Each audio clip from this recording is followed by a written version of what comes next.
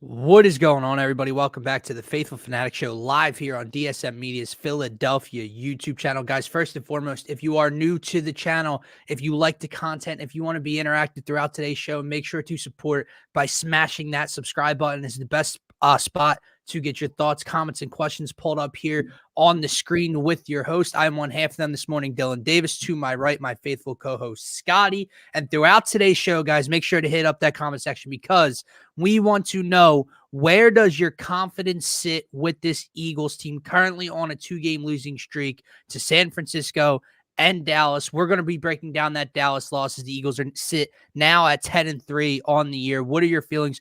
Are they frauds? Are they soft? Can they still win the Super Bowl? We want to talk about it all, man. So let's get into it. Scotty, how are you feeling? Happy hump day, my man. I know we didn't get to the show on Monday. We kind of wanted to sit back and really think about where we are with this team, because I didn't want to come on here Monday morning and just rip this team to shreds and regret it 5 hours later. Yeah. Now that we got to sit with it for about 48 hours, we can really dive into it and see how we're feeling about this team right now. But happy hump day, my man. Happy hump day, man. No better way to get the week started than on hump day, rather than that depressing ass Monday after the loss. You hit the nail on the head. I mean, you come on here Monday, we're probably a lot more heated at that point, probably not looking as forward to Seattle, but more or less stuck in the moment of, losing to the Cowboys by 20 points on Sunday Night Football, on a national televised game, by the way. But nonetheless, I think the thing that we avoid by waiting a little bit is just saying the little things like, oh, Nick Sirianni might need fired after this season, or, or maybe Jalen Hurts needs benched, or Jalen Hurts can't win big games. Like, these are the type of narratives that come out when you're venting versus just taking a step back and looking back at this team and what took place over the last 2 weeks. So gave it some time. We're probably still going to be pretty harsh on this team. But that's just where we're at. They deserve it. Yeah. At the end of the day, you see the comments from Marshawn Lynch there. I can see why you would think that way. I can see why we would change directions, change perspectives here on this team, because it is two NFC foes, two NFC rivals that you got exploited by the last 2 weeks on a national scale. So, let it all out in the comments, and we'll work through it today as much as we can, man. We said this before we went live, man. We fuck that green, fuck that white, whatever Eagles gear you got. I ain't putting it on today for today's show. Man. I can't, man. I can't. We sported it proudly after our ass whooping versus San Fran, but I'm not going to do it today when we're talking about them, because I'm just extremely still embarrassed by what this team put out there on Sunday night. There's a lot to get into. There is so much that went wrong. What's more of an issue, the offense or the defense? Sean Desai or Brian Johnson? How much influence does Nick Sirianni have? Players going and reaching out to Derek Gunn about their frustrations offensively. There is a lot wrong with this team right now. But what has transpired the last 2 weeks is inexcusable, Scotty. I don't care. The one thing I don't want to hear today are the buts. Yeah, but they're still 10-3. Yeah, but they still control their own destiny to win the NFC East. Yeah, but they finished 4-2 throughout this gauntlet, and you would have taken that record before the season started. Yeah, but the schedule eases up to still get the 1 seed. I don't want to hear it. I don't want to hear about the schedule anymore.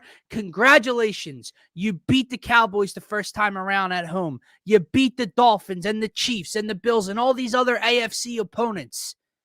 It does not mean a single thing to me anymore by how you lost to those two specific teams. And this Dallas game, man, you and I called out this team and questioned what's inside of here.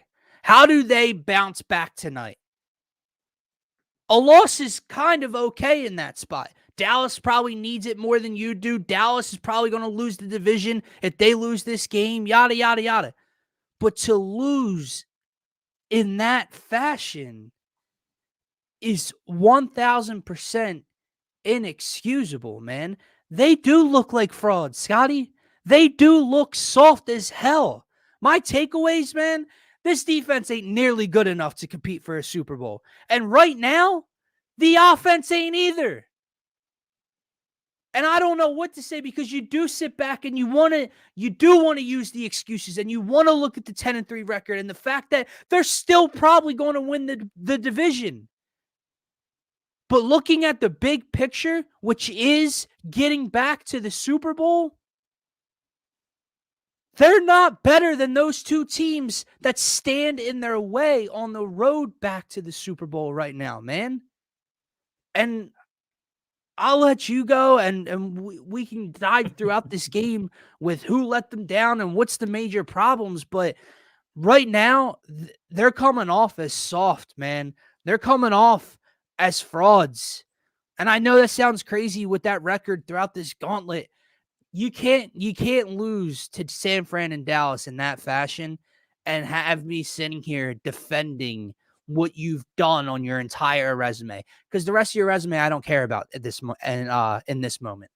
Yeah, no, I think you're being as fair as possible with everything you said there, and you look at this holistically. I completely agree. If you want to look at something that could completely discredit everything that you've accomplished this season, it's what you've done in the last 2 weeks that can do it, right? In the NFC, you're looking at the teams that are going to be directly in your path towards the Super Bowl, and now San Fran, we're counting on them, right? It's not that we control our own destiny. No, we're counting on them to lose San Fran to lose in order to get that 1 seed. Yeah.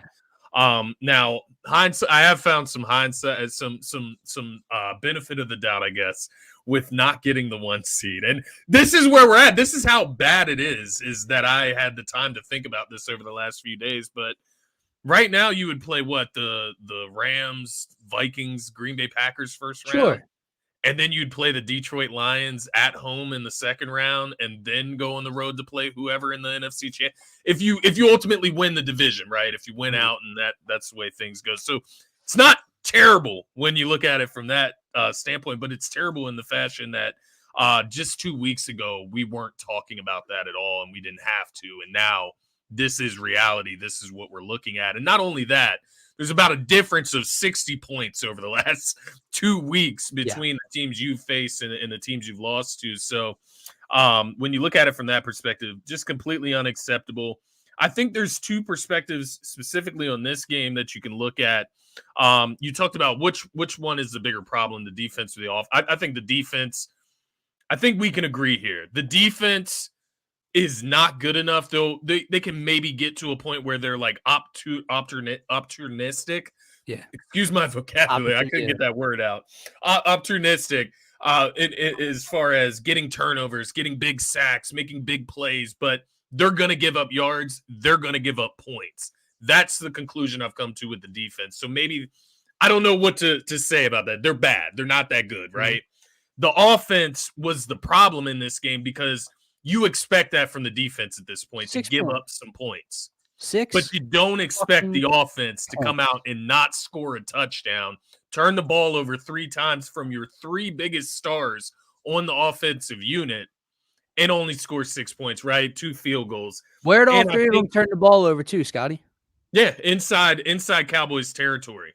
So that's where I was going with this. There is 2 perspectives. I think if you just take this game for what it was, but you can't separate it from San Francisco. That's the problem, right? If you take this game for what it was, 3 turnovers by your 3 best players on offense, you can look back and say, this game would have been that's not going to happen again. Yeah, exactly. You would say that's not going to happen again. But my problem, one, is that Jalen Hurts does have 15 turnovers this season. That's a problem. Like, at this point, you've lost 2 back-to-back games. You didn't turn the ball over against San Fran. Fine. You turned it over 3 times in this game. Not all of them were Jalen Hurts' fault, but he is the trendsetter there, right? He's the one that sparked it in this game, and he's the one that has led the way in that category throughout this season. And then 2, the offensive stagnicity, right? Like just how stagnant the offense is in general, how simple, how basic it looks. That's coaching. So you had a mixture of coaching and players in this game where it all just fell apart. And, the biggest worry for me that comes out of this game, Dylan, I'm not going to go as far as to say that we are frauds. I'll say we look like frauds right now. And I think it's fair for outside perspectives to call us frauds because we've lost all credibility with these last two games. But when you look at it, the biggest concern for me is that this was a culmination of everything bad that we have seen all season. We have now seen in the last 2 weeks come to fruition throughout an entire game. And that's the biggest worry for me is that things are not getting better. Yeah. They're getting worse. Yeah. Now, it could be the competition strengthening up between those two teams. Maybe they're just better than the Bills and Chiefs. But still, once again, it brings us back to that first point that you brought up. Those are the two teams in your way to get to the Super Bowl. This is not a good place to be at this point compared to where you were 2 weeks ago. I think that's the best way to put it in perspective because you are 10-3. That's where those buts come in, right?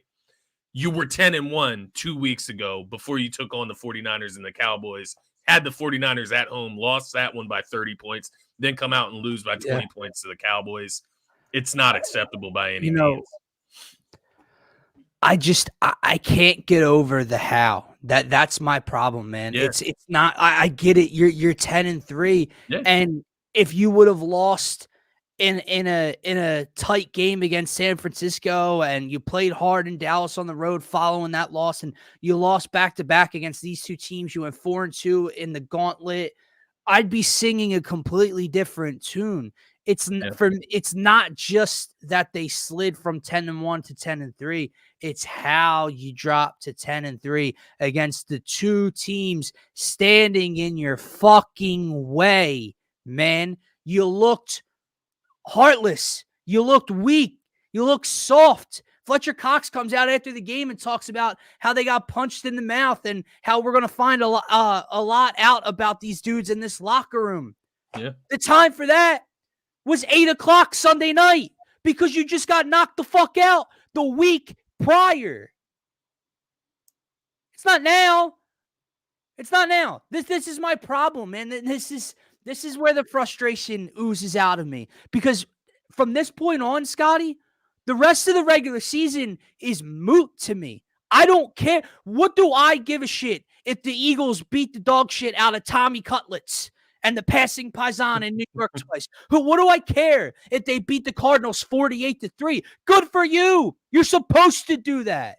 But when you lose to the two teams that you needed to show up against and not just lose, get your teeth kicked down your throat, that takes away all the confidence I had in this team to compete for a Super Bowl. I'm not saying it's 100% gone. I'm not saying that's off the table. But right now, man, they don't look like a championship caliber team. You talked about it. You talked about the offense becoming stagnant and the turnovers. And that was our biggest fear, right? Yeah, they were 10-1, or even prior to that, before the good teams, before the Dolphins and the Cowboys the first time around, when they were 6-1, 7-1, right? Before that, they were showing these red flags, but they were beating up on the teams on their schedule, right? Not even beating up, just beating the teams on their schedule. Yeah. And what did we keep saying? Oh, just wait till this team plays 60 minutes of football. Just wait till they're actually playing their best ball of the year. The Eagles aren't even there yet. But we're at the other end of the table now. All those red flags, the play calling, the secondary, Hurts turnover issues, they're being magnified right now. And that's my issue, man. I don't know where to take. We're going to dive into the why, right? The why and the how did we get here? What went wrong in these two games? But I can't even stand the fact, man, how much I feel like I'm turning heel right now on this team because all right, they split with Dallas. Cool. I don't even look at it that way. I don't even look at it like you split with Dallas. In terms of, if we see them. No, I don't look like They came into your building and lost by 4 and should have won the game. You went into their building and didn't even make the trip to Dallas. That's my problem. That's my problem. You didn't show up. There's just disparities between these two teams right now, man. You can look at the quarterback position if you want to. I texted it to you when it happened. You texted me first, and then Jalen Hurts poops his pants against the blitz that didn't even get home yet. Kenny Gainwell picked it up. 3rd down, he backpedals and throws one into the dirt. The very next possession, the quarterback across from him steps up against the blitz, takes a hit right through his chest, and delivers a strike to Ferguson for a 1st down on 3rd and 9. That's a difference. Yeah. Yeah, I don't know, man. I guess I haven't turned the heel on them that much. I can say that. I think maybe it's been a few days and maybe I've just had, enough time to think on it. I do feel you. I feel all of it. And there is a world where they could be fraudulent. I'm not to that point where I think they are complete frauds yet. And I think there have been moments in this season, and this is where it comes into a conversation that we just haven't had to have up until this point. And I think that's why we can admit that things have changed. We are turning the heel towards being fraudulent. Like, we are on the way there. And I do agree, there's nothing the Eagles can do in their last 4 games to change that narrative, right? Like, there's no way that they can go through these last 4 games. But the one way that the narrative can change is if the Cowboys and the 49ers go on to lose. Once again, taking it out of your control. And that's the problem that we're facing here today. At the end of the day, I don't know if it makes them fraudulent, but they are the 3rd best team in the NFC right now. Like, by all means, after the last 2 weeks, they are the 3rd best team in the NFC right now. And it's very clear. When you look at a team like Detroit and you see their issues, and then you look at the Eagles, they have similar issues, but the Eagles, that's where I get confused, though, is we're playing like way stiffer competition than anybody else in the league has faced in the last few weeks. Sure. I don't know. It's tough for me to measure, man. Like, that's where I'm getting torn apart here, is because we have played 4 legitimate contenders, if you would have asked us at the beginning of the season. I agree with you. I'm not trying to make excuses. Like, that's where I'm at. Like, I'm like, listen, I want to build an argument for them against you, but like, I really can't right now. I just haven't given you anything. That feeling inside me that this isn't the real Eagles, but it could be. The trends do point to what you're saying. And I'll give you something else before we get too much into the detail of this game specifically. But I think my feeling towards this team right now, the bad feeling that I have towards this team right now, is the feeling of like Philadelphia sports being cursed right now. Like, that is the feeling that I'm getting really horrible vibes from, is we get to these huge games in Philadelphia sports and these teams come out and they look like a shell of themselves. Like, from the Phillies, right, and the meltdown in the NLCS this year against the Diamondbacks, all the way back to the Sixers against the Celtics in Game 6 at home, all the way back to the Eagles in the Super Bowl against the Chiefs, all the way back to the Union in the MLS Championship, so on, so forth, and then all the way back to the one before that, the Phillies in the World Series, and then all the way back to the Six. Like, each of these teams keep having these colossal meltdowns when it comes to these points where we can become completely validated as fans, right? If the Sixers just beat the Celtics in the not even the Eastern Conference Finals, if they just beat the Celtics in the second round to get to the Eastern Conference Finals, we are validated. We made it to the Eastern Conference Finals. We couldn't get there, even with a Game 6 at home with the series lead. We could not get there. That's where my horrible vibes come from. Is just the recent disgusting history of Philadelphia teams choking in big ass moments, and now the Eagles are falling right into that category, man. And that's what worries me the most. No, and this comment, obviously, I agree, but it goes for every team, right? If San Fran goes to the Super Bowl or wins Yeah. the Super Bowl, no one's going Nobody to remembers remember their PJ 3-game Walker. losing streak, Yeah. right? If the Cowboys get to the Super Bowl, no one's going to remember that they lost to the Cardinals back in Week 3 or whenever the hell that was. So yeah, no one's going to remember these games if they get there. The problem is it's the two teams that stand in the way. I would go back to this. I don't think they're fraudulent, Scott. I don't think they're frauds. Yeah. But and to Marshawn Lynch's comment, the Eagles are still better than everybody else in the NFC, right?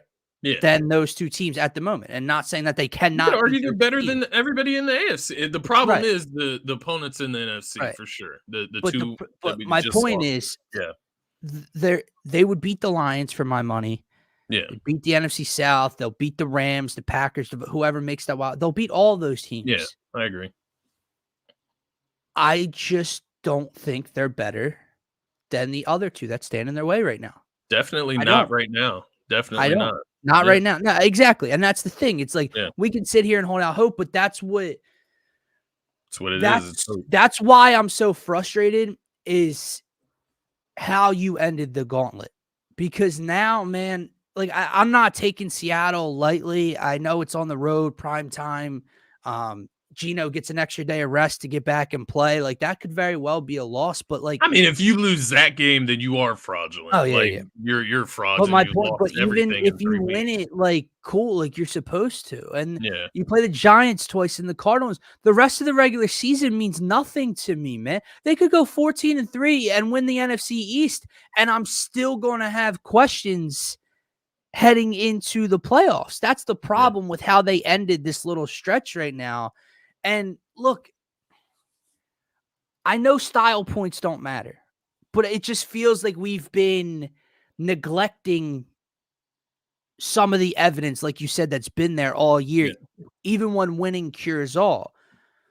If you take the Niners and Dallas and the Ravens and the Eagles, all the teams that are 10-3, and there's also a 9-4 team somewhere in there. It might be the Lions. I forget who it is.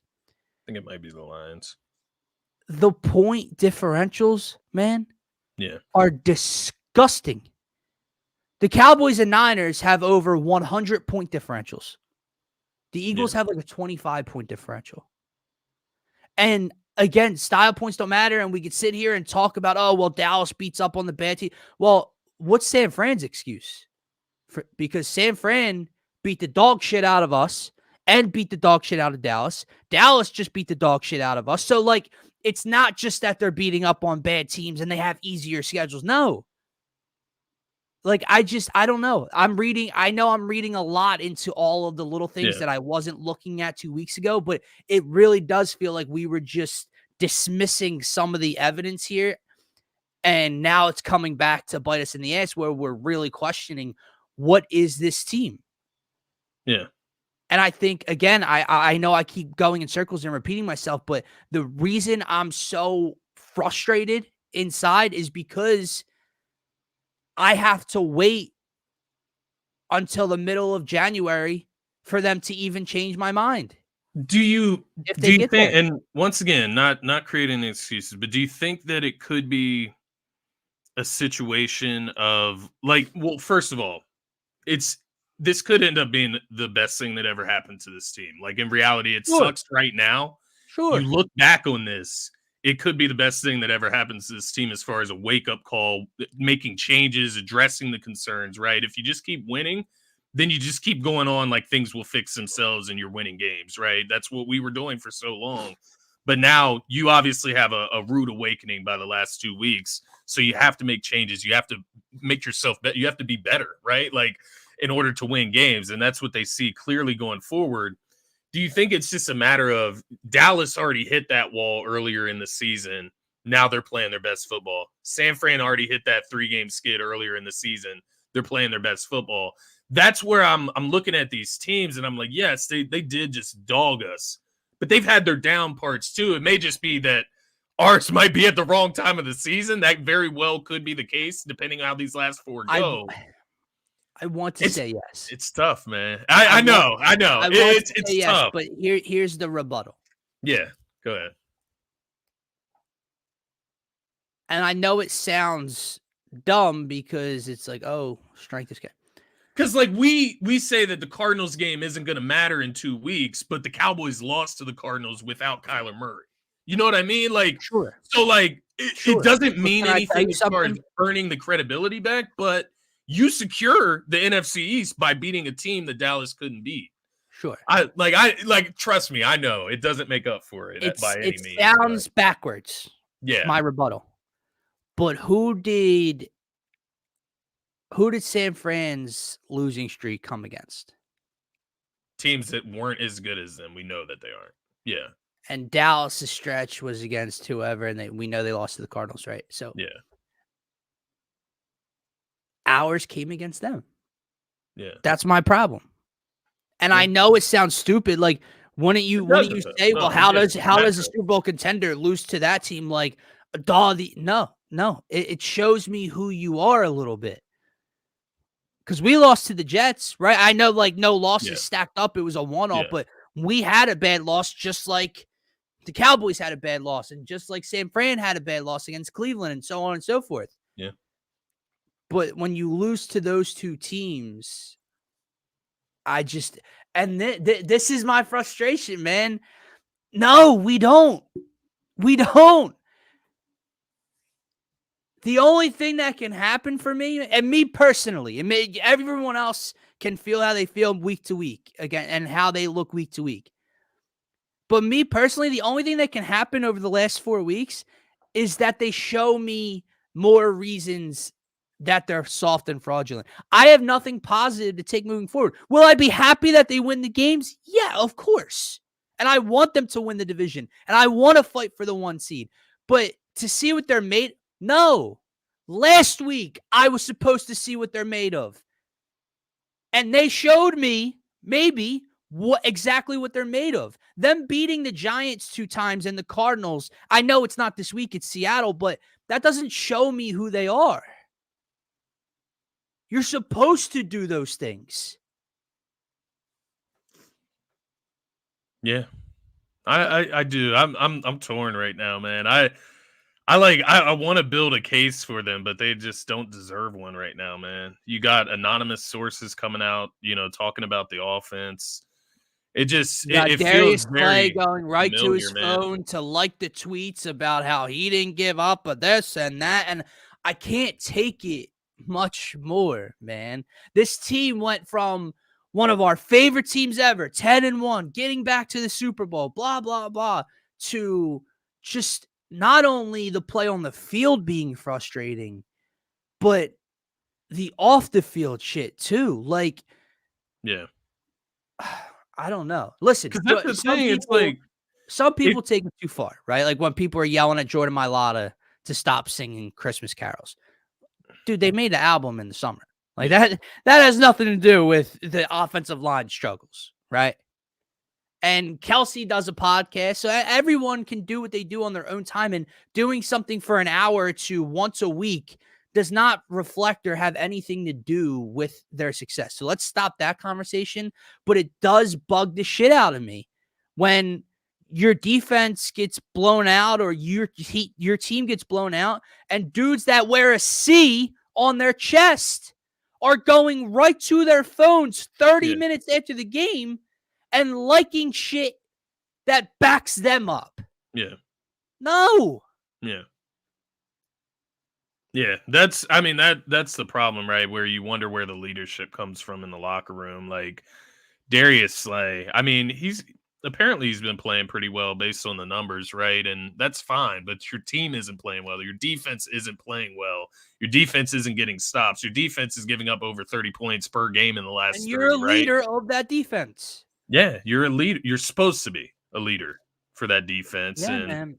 You look around the room, like, where it starts. It starts at the if top, that Derek Gunn report is real, first of all, because now that closed community, that brotherhood we have now, there might be a crack in the foundation. Secondly, again, if it's true, we don't know that it's a true statement, a true source. I wonder where that came from. because I'll put a lot of fucking money on which wide receiver said that. Yeah. I mean, he just commented on CeeDee Lamb and his, how he gets open and how he gets the ball the week before. And then the next week, an anonymous source comes out about how the Cowboys run routes that are easier to work with, basically, than the Eagles. Which, and I'm not even saying he's wrong. He's not wrong. Like, he might not be wrong. Like, that is the crazy part when you look at this game. 3 guys on the Eagles offense was targeted, right? Olamide had a catch. That was on special teams on a 4th down, a throw by Braden Mann. But other than that, Jalen Hurts targeted 3 guys in the offense on Sunday, right? Yeah, Goddard, AJ, and Smitty. Nobody else got a look in that offense on Sunday. And that's a problem within itself, right? No checkdowns, right? No scheduled quick release passes, nothing, right? No easy passes to Goddard, no easy passes to DeAndre Swift to get him in space, just no creativity. And I think that's another thing, man, when you can't distinguish now who is the problem, right? You can't distinguish whether it's the coaches or is it the players. It's both. Oh, it's a combination. And when you can't distinguish where the problem is, how do you solve the problem? Right. That's the other reason that the coaches didn't fumble the ball 3 times in Dallas territory. No, but they're catching a ton of the heat this week, right? And this is where you see the fan base getting a little bit of crosshairs because some people just hate to hold players accountable and only want to hold coaches accountable. Some people don't want to hold coaches accountable, just want to hold players, when in reality, it's right in the middle. Everybody is part of the problem right now, and they all need to come together to create a solution. My only thing, man, right, if the excuse is, but they've played this amount of teams in a row and they're tired from their last couple matchups, whatever, where throughout the rest of this season do they get to recover? You know what I mean? Like, where do they get the break to where the defensive line gets their legs back or the offensive line gets their legs back, whatever the case may be? Where does that break come? Where do they get that time to recover? This is the NFL season. This is how long it goes. You've already surpassed your bye week. There's no break coming unless you secure that 1 seed, right? So that's the interesting part of the other side of the equation as well, man. There's no layoff coming. You got a Seattle team this upcoming week on Monday Night Football in Seattle that is on a 2-3 game losing streak as well, right? So they're going to be hungry to get back in the win column and try to make the playoffs themselves. So I just don't think anything easy is coming our way. We just saw the Giants beat the Green Bay Packers on Monday Night Football. Mind you, shouldn't be scared of the Giants at all. It's Tommy DeVito. At the end of the day, look at the way the Eagles have played the last few weeks. Like, at the end of the day.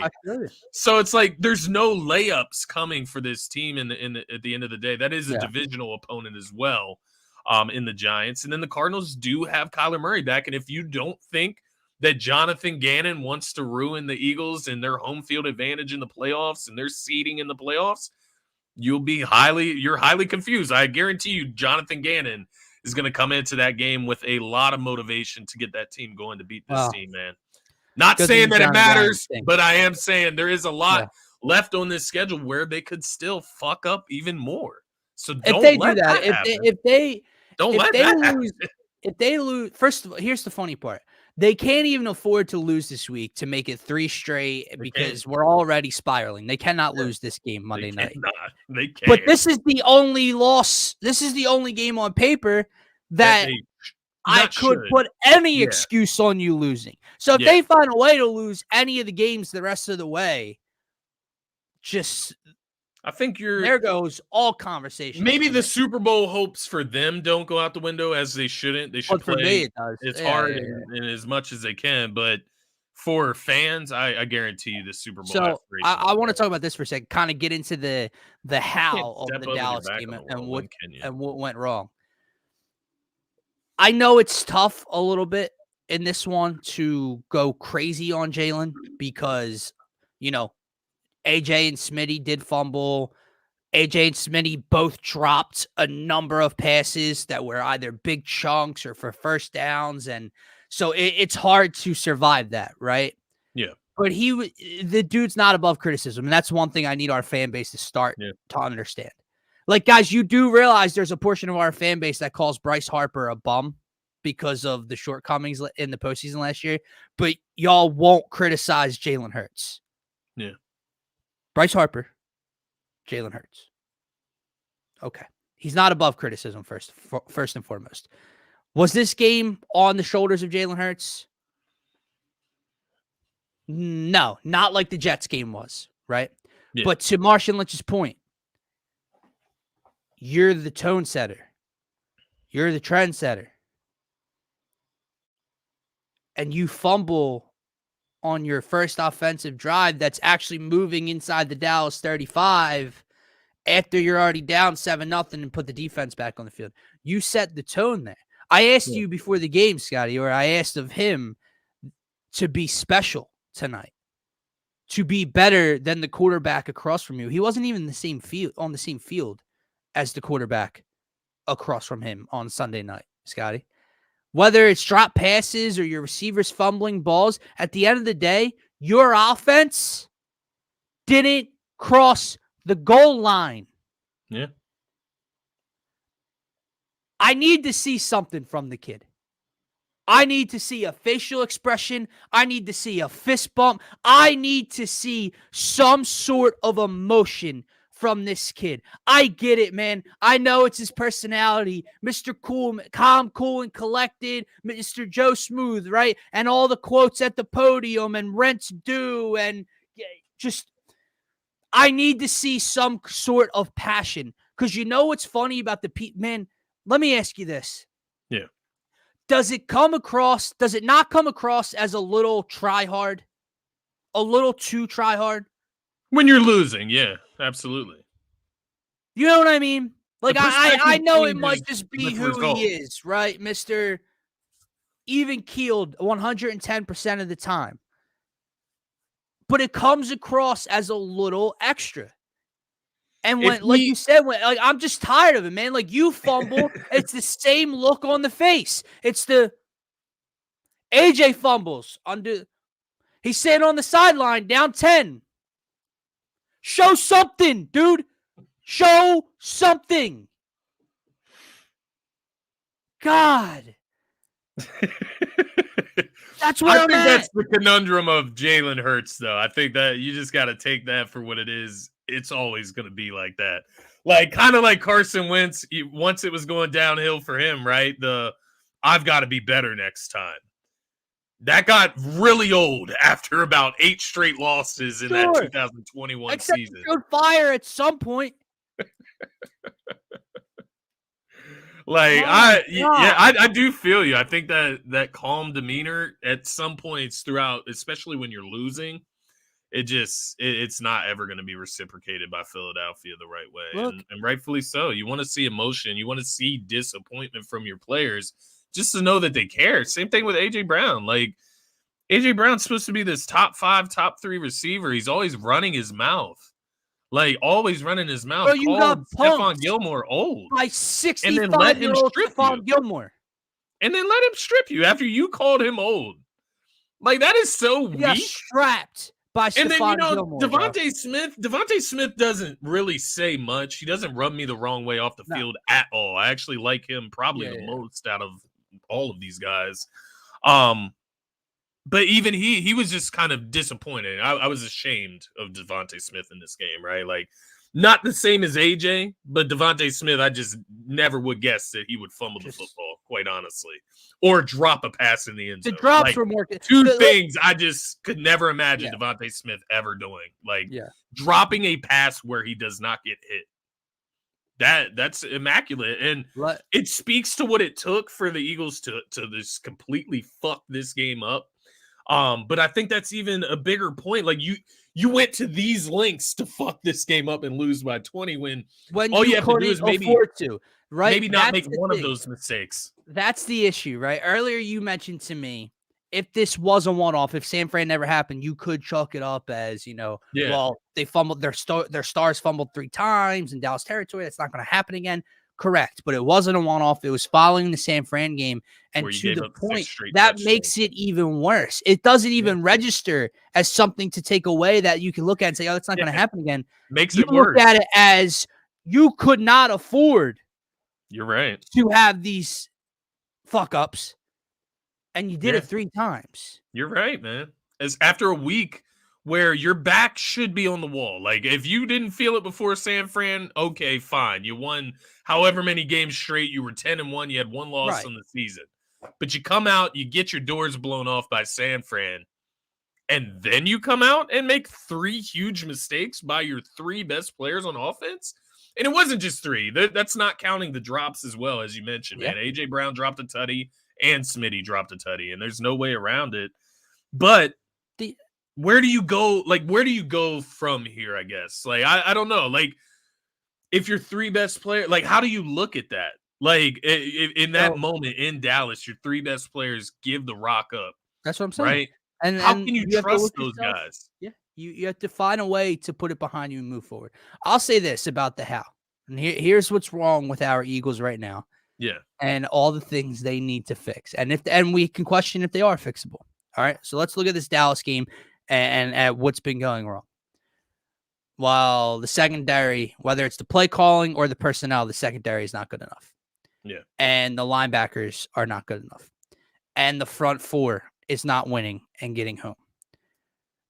Reversely, our offensive line has not been good enough. See, that's an underlying story that no one's talking about right now. Yeah, we talk about running the football. The Eagles' greatest strength, maybe since 2010, 12, has been in the trenches.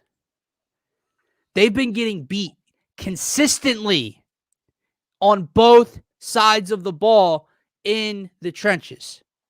Other issues, whether it's play calling, personnel, whatever. They don't run the ball, whether they're not good at it, how they run the ball situationally. I tweet this out. DeAndre Swift touches the ball on the first play of the Eagles' first offensive drive, picks up 5 yards, 2nd and 5. From that touch, the Eagles ran 3 more rushes on that drive. 1 went to Boston Scott. Yeah. And 2 were designed quarterback draws, and the second one, Jalen fumbled.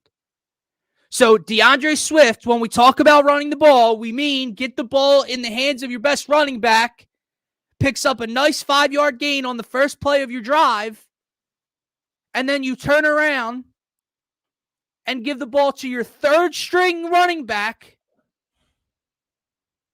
and then put your quarterback in harm's way with 2 quarterback draws and he fumbles the ball. Okay. And then I get to my last thing. So these are all issues at the moment, right? Like all personnel issues. We haven't even talked Sean Desai and Brian Johnson and play calling. This is the one that will tell us what the ceiling of this team is for the rest of the season. And it's this comment by Marshawn Lynch. What is he this year? Everything else is fixable, in my opinion. The offensive line can step it up. The defensive line can step it up. The play callers can adjust. Those are fixable things. They can run the ball more. They can play. Those are fixable. My question to you today is this fixable this year? Not long term. I'm not questioning Jalen Hurts as the quarterback here. And yeah, I don't even think he's looked horrible a majority of the year. But we have now played how many games? 13. He's looked bad in 6 of them? 5 of them? At least, yeah. The problem with the offense right now, man, it's all those things. They don't run the ball. The play calling's a mess. The turnovers, etc. But the bottom line is that Jalen Hurts has regressed from 2022. It's bottom line. He shows flash. He's had moments. The Bills game, that comeback was unfucking believable. His resiliency is unbelievable. His numbers against Washington, unbelievable. Like, I'm not saying he's the problem. What I'm saying is that is a problem. Any regression at all, bro. I'm not saying it's a regression level of, 80% and he looks horrible and oh my, no. I'm saying he played better last year than he has been this year. That's regression. And any regression, when you factor in everything else wrong with this team. See, because you need him to elevate you now. With all of those other things going on, you need him to take you up here. He's not. He's not doing that. And my question is that fixable this season? Maybe it's the knee. Maybe it's the play calls. I don't know. Yeah, that's the thing. I don't know if his effectiveness. Well, that's the wrong way to put it, because yeah, it can be fixed. Like his effectiveness, his impact on the game can be fixed, but it would require the coaches to just become better and create better game plans and create better schemes, right? And basically change what this offense has been this entire season. And I think that's where the concern really comes in for Jalen Hurts and this offense as a whole, because at the end of the day, if you get the offense figured out, I think it figures out everything else for the team. Like if you get the offense figured out, the Eagles will hit their ceiling. Whatever their ceiling is this year, whether that's Super Bowl, a loss in the Super Bowl, a loss in the NFC Championship, they will hit their ceiling if the offense gets it together and starts to look the way they're supposed to. The defense is what it is at this point. Like, that's where I'm at with the defense. Like, if the offense can pick it up, create more balance on time of possession, the defense can look better. Like, that's the way I'm viewing this team right now. But it does. It comes down to coaching. It comes down to Jalen Hurts making the right decisions in the right moments. And he just hasn't.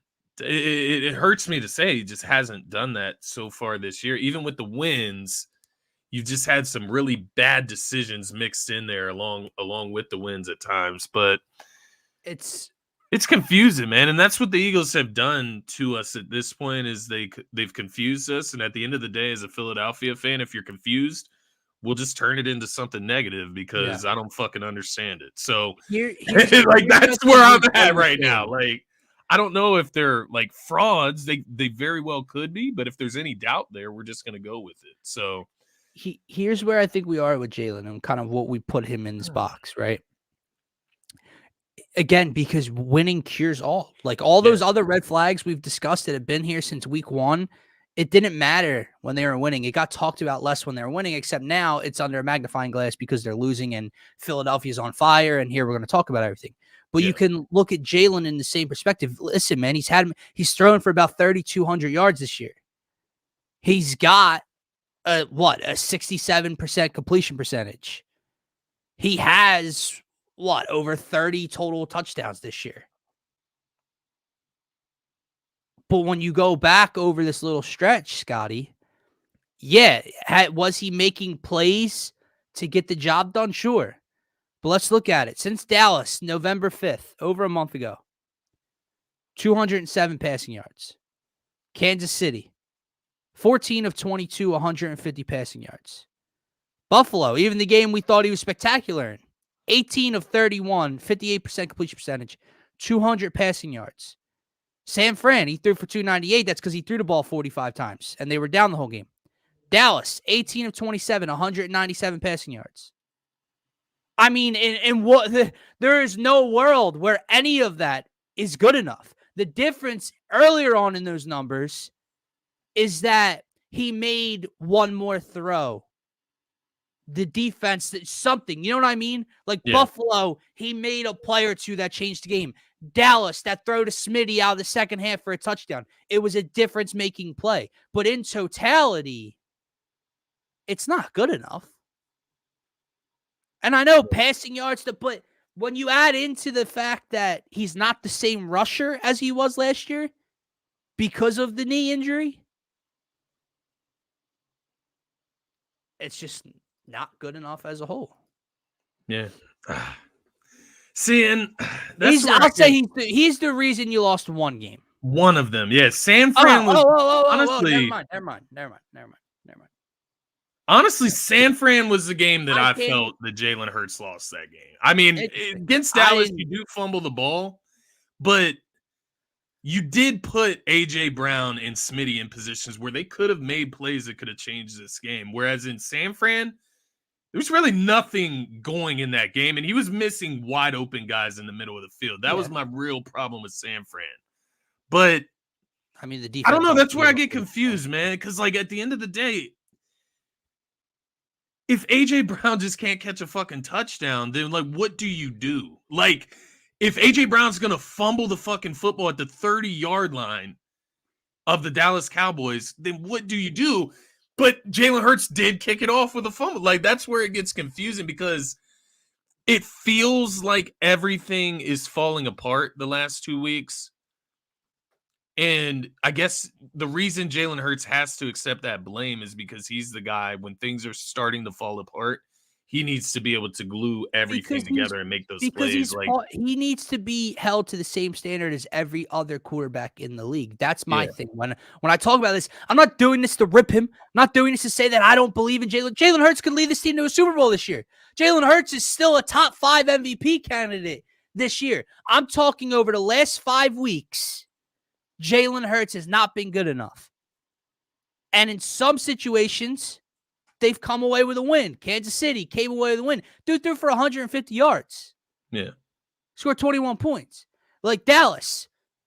Yeah, drop passes, fumbles. Your unit didn't score a touchdown. At some point, you have to put some blame on him. Josh Allen gets slandered. Dak Prescott gets slandered. Everybody else catches blame when their offense isn't good enough, even if it's not necessarily that player's fault. So he has to be held to that same standard that he talks about. Yeah. What's going on, Brett, man? Just running through these emotions, running through all of these emotions. And I know, you know what sucks, Scotty, is you sit here and like we talk about how the Eagles need to look in the mirror and reflect. And I do the same thing for myself because I know for the people that watch the show, we probably sound like hypocrites, right? Because 2 weeks ago, like you said, what were we talking about? This team's resiliency, and it starts with the quarterback and the Buffalo win and how great he is. And now I'm sitting here saying he's been a problem. My point is you put the blinders on when your team's winning. So in those moments when, you're beating Kansas City or you beat Dallas, you excuse everything else. But then when you lose in the fashion you did, you kind of sit back and go, well, this has been an issue. And I just get to this point as I'm looking at the standings again. It's like the Cowboys and the 49ers are the only teams in the NFL right now they're both on 5-game winning streaks. They're like the clear best teams in the NFL right now, I guess is what you would say after these 2 games. But then you take it to the next step and it's like, but Dallas did get blown out by San Fran. So are we just giving Dallas too much credit? They did lose to the Eagles, right? San Fran is that one team that is San Fran stands alone. They don't have any blemishes against the teams that they're being compared to, I guess is the way I would put that. But then you go over to the AFC and like to Jim NFL 7 there's point. The NFL's been crazy. You have the Miami Dolphins losing to what? The fucking the Titans, and then you have the Packers losing to the Giants. Yeah, the Chiefs losing to the Bills, right? Chiefs have lost 2 in a row now, 3 out of their last 4. Like the NFL is crazy. So I guess that's where like my leniency is like coming for the Eagles. Absolutely. But to your point, they do deserve criticism. They do. I'll put it this way as like kind of my final outlook on the Eagles, like trying to be non-biased here, trying not to have my Eagles bias, my belief in their, what you just said, the resiliency back on the wall, right? That toughness that I do think they have somewhere down there inside of them. They need to be put on the fraud watch. They are in that category of fraud watch right now. You could argue that the Cowboys have probably removed themselves from the fraud watch by beating the Eagles the way they did, right? Yeah. San Fran as well, even though they probably weren't on there in the first place. But I would say the Eagles, they're not on like Lions level. right? Like just to create that clarity. Because like the Lions have lost to the Bears and the Packers, right? So they're not on that Lions level of like fraud. But they are they have to you have to turn that alarm on, right? Like that They're alarm somewhere in the is middle, yeah, sounding right now. and like I said, Yeah, the reason I'm so frustrated this morning and this week, man, is because nothing they do over the final 4 weeks is can fix going this. to impress me. I'm going to be happy that they win. I'm going to be we're going to do pregame, and I'm going to get hyped up, and with the jerseys, it's going to be the same old activities. Yeah.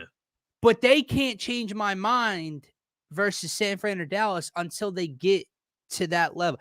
Scotty, it would be like this. It would be like the Sixers getting their teeth kicked in versus the Celtics and the Bucks, or the Celtics and the Heat in back-to-back games, and then turning around and having like an 8-game win streak against the Hornets and the Spurs and the Pistons. Like, you know what I mean? It would be because no matter the 8-game, 10-game win streak, you're not going to change my mind about the 2 ass whoopings you took to the 2 teams that stand in your way until you see them again. Nothing they do against the Giants or Cardinals can change my mind or affect my mind at this level. Yeah, this is where I'm at, man. This is they've reached that level in that case. And I'll say this,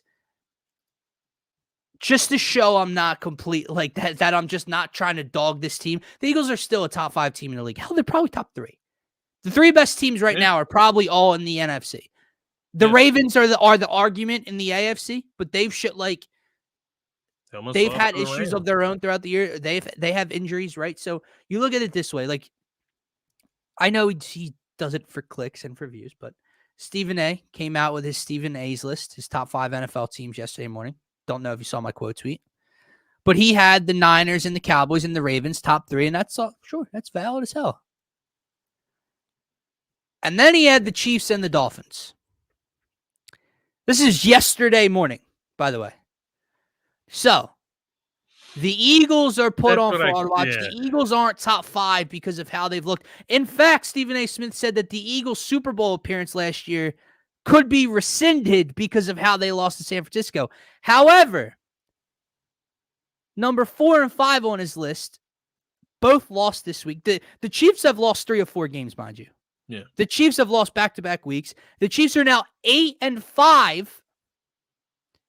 Miami just blew a 14-point lead to the 4-8 Titans at home 12 hours before he came out with this list. Oh, and both of those teams have recently lost to the Eagles. Yeah. So what war? Like, that's my thing. I'm being harsh on them. I'm upset with them. I'm frustrated with them. They have lots of question marks about them moving forward this year. Let's stop with the fucking nonsense. At the end of the day, what we're upset about here is that the Eagles are not the clear-cut. They have not been validated as the clear-cut number 1 team in the NFL. No. Like, that is what we are genuinely upset about. 2 weeks ago, we thought they were. Yeah. So that puts it in perspective, man, honestly. And I think that's kind of where I've been at with this show, because as everybody can probably see, I've been kind of going back and forth on how I feel about this team, but I think that's just where we are. Let me ask you this though. Like, if the Eagles did, I know you said there's no way they can like change your mind on them. If the Eagles came out and beat the Seahawks, 35-13 on the road, they play their first complete game of the season. They look like a well-oiled machine on offense. The defense comes out, does their job against a team that just shouldn't be scoring that much against them if Geno Smith doesn't play. And then the Cowboys, for example, go out and lose to the Bills. And then the 49ers, maybe next week, they go out and lose to the Ravens. Does that change your perspective? Like, there's just like no way they can change your perspective at all? Scotty, I will be back on here in 1 week's time. Hammering the table for the NFC East champs. Because I'm a sick fuck. We're sick. I'm not really out on them. Come on. We know that's where I'm at. I'm like, that is, thank you for saying that. Thank you for saying that, because it really revealed something for me in this episode is that, it's what Marshawn Lynch has been saying this whole episode in the comments. It's not, I guess I'm just not totally disgusted with the Eagles. I'm disgusted with my sick self for like believing. Like, I'm disappointed in myself. And that's where my angst comes from, because I have to be a sick motherfucker to come on here and pick the Eagles last week in Dallas to win that game, right? Yeah. And then they come out and lose by 20, man. I got to be a sick motherfucker in the head. You know damn well if the Eagles are on a flight to Santa Clara in January to take on the Niners for the NFC Championship, I am on the pregame show saying, fuck this Niners team. The Eagles are like, we already know it. Listen, to basically sum up the show and wrap up this show, right? What I'll say is this team's still going to win the division. They're either going to go 13-4 or 14-3. Which is either what we predicted or a game better than we predicted before the year, against the toughest schedule in the NFL. If they beat Seattle, they will have gone, 5-2 over the 7-week stretch, which in hindsight, when you look back on it, you go, wow, it hurts still. Yeah. And no matter what they do, in the back of your head, in the back of your mind, you're going to be thinking, okay, that's great. But if they meet San Fran again, what happens? Is this defense good enough? Can Jalen Hurts do this? They have a lot to clean up. Fletcher Cox is right. You're going to find a lot out about these dudes. And, you should have found a lot out about them last week after losing to San Fran the way they did. But you didn't. I don't know what changes, right? We can sit here and we can talk about the front four not winning. We talk about the tackling, which is on the players, but we can also talk about Sean Desai not being the right fit for a defensive coordinator on a Super Bowl caliber team. We could talk about Jalen Hurts' turnovers. We could talk about the lack of the run game. Or we could talk about Brian Johnson not doing this. There's so much. That's the thing that I think the last 2 weeks made you realize is there's a lot of issues with this team right now. Yeah. I think the question is, how much of it can they fix up and how quickly can they do so? Yeah. I think if they can fix the offense, and the offense is the most fixable portion of this team, if they fix the offense, I do believe they'll reach their potential. Whatever their potential is. We don't know what it is yet. But if it's the NFC Championship, if that's the best that they could be this season, I do think the offense will fix it and get them there, right? But no, to your point, it is mind-boggling the way the Eagles have lost the last 2 weeks. It does bring up major concerns. And while other teams do have major concerns as well, the Eagles just seem to have shown a lot more over the last 2 weeks, which is very concerning. But once again, you try to put it in perspective. And like I said earlier, there is a world, Dylan, and this speaks to the sick fuck that I am that I just mentioned. There is a world where the Eagles as a 2 seed might have a better chance at getting through the playoffs as far as the opponents they play. Now, I'm not one for being a sucker for opponents or competition. At the end of the day, you got to beat the best to be the best. So it's not that I want to dodge anyone on any path or anything like that per se, but you 2 seed, you take on the lowest seed in the wild card, and then if the Detroit Lions take care of business in the first round, you would get them in the second round, and then you would only play the Cowboys or the Niners. Now, mind you, it would probably be in San Fran if the Niners do get it done, but that's what I mean. Just a true sick cycle of thinking and figuring things out for this team. And at the end of the day, what I will say, it doesn't matter what the fuck we say on this show at the end of the day. It doesn't matter what predictions we make. It doesn't matter what vibes we create on the show, how much fun we're having. As you can see, the last 2 Eagles pregames, we had a ton of fun despite what was going down. It comes down to the guys in that locker room and on that team, and these guys, putting out anonymous sources and anonymous stories. None of that is going to get you in the right direction at the end of the day. It's going to come down to practicing and getting in that room, leaders stepping up to the plate and doing their jobs. So I know we didn't get into a ton of details within the game, but I think it's because you It's can just emotion, man. you can simply put it as the whole team, right? The trenches have not shown up the last 2 weeks. The quarterback has not shown up the last 2 weeks. The receivers have not shown down the line, the coaches, so on and so forth. These guys have not shown up in arguably the 2 biggest games on the schedule this season.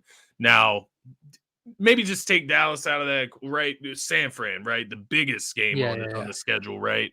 And you blow those 2 games, like you said, not about losing them, but in the fashion that you lost. 50-point differential in the last 2 weeks is not acceptable against 2 NFC contenders that are going to be in your path, man, at the end of the day. Right. So I don't know if we've even gotten to any conclusion here.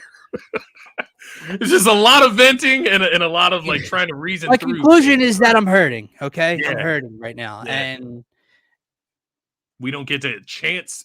Revival is TBD. Because I was going to say we don't get a chance to fix it until Monday night, but that's not going to fix it. So right. It's going to be a work in progress the rest of this season. There's so much that makes me laugh, man, that fuels the pain. It's like, what did you go sign Julio Jones for? Well, what did you sign Rashad Penny for in the offseason? Olamide Zaccheaus. I mean, I had a question. I did see that he got nicked up at one point, but not on this particular play because he was back in the next play. How did Kelly Ringo get to see the field on a 3rd and long in this game? What? He hasn't really played all year.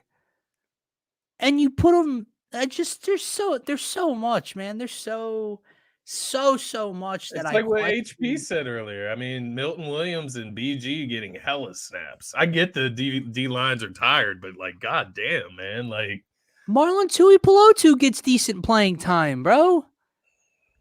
Scotty, on key 3rd downs, I'm not fucking with you. On key 3rd downs, Nolan Smith and Brandon Graham were our 2 edge rushers. Kelly Ringo, Kelly Ringo, I'm joking it in a sense. Kelly Ringo played 1 snap, and I would cut him. He'd be gone.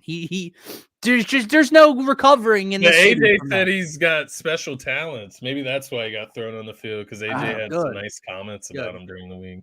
Hey, but that's what I mean. A lot of everything these guys are saying is coming up empty, and I think that's where a lot of this disdain. You talked about Jalen Hurts and his quotes, his corny Hallmark quotes that he uses every weekend. Well, they're only corny Hallmark quotes if they're not being fulfilled. And that's what we're seeing right now. AJ Brown says, what did he say before going into this game? Wait on it, or wait and see, whatever the fuck he filled our heads with, and goes out and fumbles the football. So what's Jalen always say? Keeping the main thing, the main thing. Is that what he says? Keep the main thing, the main thing. I don't know, man. I hope he's got a new slogan. I hope Sirianni's got another flower speech up his sleeve, something, because how do you feel about Sirianni? I love Nick Sirianni, the coach. I hate Nick Sirianni, the offensive mind. I don't think he should be within 100 feet of an offensive game plan. Not 100 feet of it. I think he's a great leader of men. I think he's a player's coach. I love his fire. I love you don't get a job as a head coach, lead a bad roster and rookie quarterback who wasn't good that year to a playoff spot, then to a Super Bowl performance as a 1 seed, and then start the following year 10-1. If you're just, a flash in the pan. Now, Nick Sirianni is a legit head coach. Nick Sirianni is not an NFL offensive mind. He is not in the same stratosphere. He's a younger coach, right? So you lump him in that. He's not in the same stratosphere of the Kyle Shanahans and the Sean McVays and the Matt LaFleur. He's just not. He shouldn't be anywhere near it. And from what we've seen, from what we know, Brian Johnson can't call plays. So the Eagles need something changed on the offensive side of things. I don't know. Yeah. Basically, Nick Sirianni's a robber. Yeah. I'm sure we'll talk more about this on Turf Talk, man. But the greatest quarterback of our generation is going down sad right now. Very, Very sad. You got Patrick Mahomes Embarrassing, honestly. whining like a toddler. You have Draymond Green absolutely losing his mind. There's a lot going on in the world of sports right now. There is, but the Eagles are the ones fucking melting down, so that's at the forefront. I know we like to get off topic at the end of the shows here. Let me ask you, how many games should Draymond be suspended? How many games? It's hard to say, man. Honestly, at I least don't think so. 25, right? Oh, Like yeah. Ja Yeah. I'm glad you said that. Yeah. It's hard to quantify it, is what I mean. He needs to It be really is. suspended for sure. I don't know. It's getting to a point, Scotty, where like, and I don't know how many times we get to that this dude is allowed one more time. Yeah. It's getting to a point where he can't be on an NBA floor anymore. Yeah. I'm being, dude. What are you doing? Like, I'm being dead serious. I don't want to judge anyone's, mental health or but like we laugh at AJ Brown when he takes his pads off and does jumping jacks across the field. Like, dude, what in the fuck are you doing last night? You can hide all the other shit, even though it's dirty and intentional. Stepping on Sabonis, kicking someone in the nuts, putting Rudy Gobert in a chokehold. You could at least say he went after my teammate. What are you doing last night? Yeah, I do. I do wonder when it becomes enough for the NBA, when it becomes enough for the Warriors, man. Like, the Warriors also are a team that is just struggling right now, too. So he's going to get Steve Kerr suspended, right? Do you know how frustrated Steve Kerr has to be? He literally said, yeah, we've talked to Draymond about this, and he knows he's too important to the team and that his teammates need him. And you just, like, that's the ultimate slide. Bro, if I'm Steph, if I'm Clay, keep this dude off the floor, right? Like, I'm being serious. Like, as much as you might need him and as important as he is to this group, it's a slap in the face, bro, to your teammates and to your coaches to continuously put yourself and them in this situation. Like, I don't get what the dude's thinking. I don't know. I loved what Richard Jefferson said the most. This morning he basically said, like, bro, what are you doing? You are too important to the game. Meaning, like, showing kids that you can do something else besides shooting a 40-footer and making the league and whatever. You're too important to the league, but you're hurting the league. Yeah.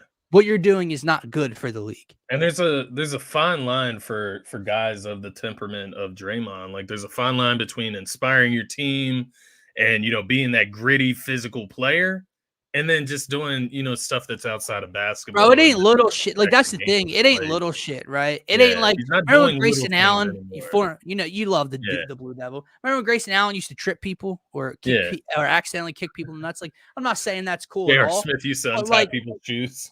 Right. Bro, he almost made Rudy Gobert pass out.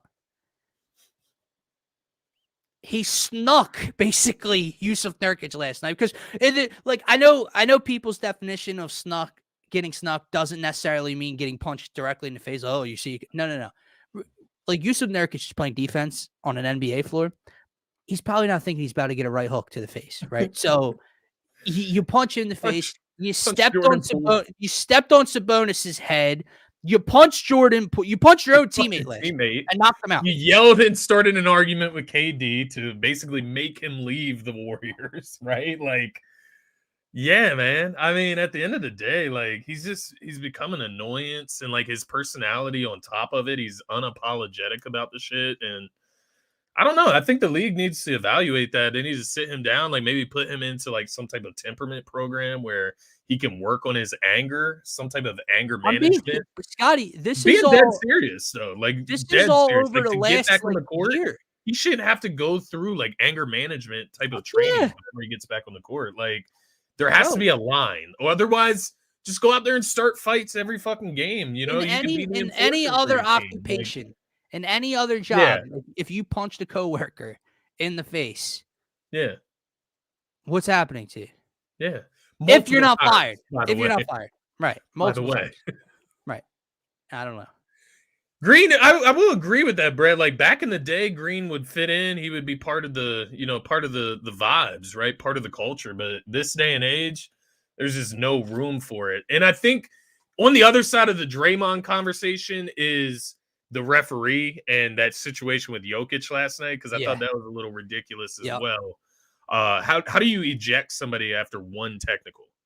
I have no idea. Like you didn't double tee him up. You just gave him one technical and kicked him out. Like that. And doesn't, not to mention, he didn't tee him up while Joker was running up the floor, saying something to him.